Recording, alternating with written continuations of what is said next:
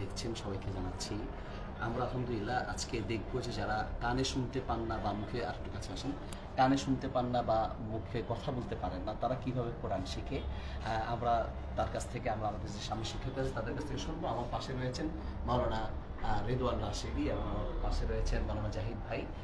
এনারাই হচ্ছেন শিখিয়ে থাকেন যে সাইন ল্যাঙ্গুয়েজ বা হাতের ল্যাঙ্গুয়েজের মাধ্যমে কিভাবে একজন বাক বা শ্রবণ প্রতিবন্ধীকে শেখানো হয়। তারপরে দেখবেন যে ওরা আরবি অক্ষরগুলো আলিফ বা তাসা আমরা যেগুলো মুখে পড়ি সেগুলোকে তারা হাতের ইশারার মাধ্যমে ইনশাআল্লাহ আপনাদেরকে দেখাবে।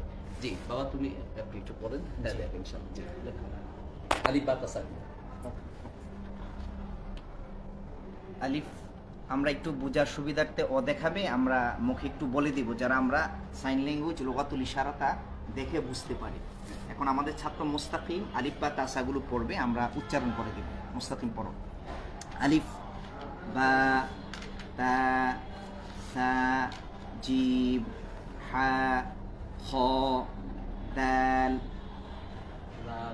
ذال را زا سين شين صاد ضاد طاء ظاء عين غين فاء قاف كاف لام ميم نون واو هاء হামজা ইয়া ইয়া।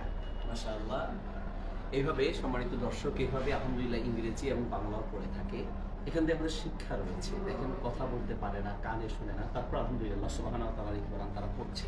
আর আমাদের যাদের কথা বলার তৌফিক আছে, আমরা শুনতে পাই, কথা বলতে পারি, এরপরে আমরা যারা আল্লাহ সুবহানাহু ওয়া তাআলার কোরআনকে শিখতে পারি, আমাদের যে হতভাগ্য কে হতে পারে যারা এখনো শ্রবণ শক্তি থাকা সত্ত্বেও, দেখতে পাওয়া সত্ত্বেও, কথা বলতে পারার মতো শক্তি থাকা সত্ত্বেও আমরা যারা কোরআন এখনো শিখতে পারিনি, তারা আসলে কতটা হতভাগ্য। তাই আসুন আমরা আল্লাহ সুবহানাহু ওয়া তাআলার কোরআনকে শিখি। যারা এখনো শিখি নাই খুব দ্রুত শেখার চেষ্টা করি, যারা শিখেছি আরো ভালোভাবে শেখার চেষ্টা করি। পাশাপাশি আমাদের এই ভাইদের জন্য দোয়া করবেন। ওর নাম হচ্ছে মুস্তাকিম আর ওর নাম হচ্ছে লাবিব। মাশাআল্লাহ লাবিব মুস্তাকিম।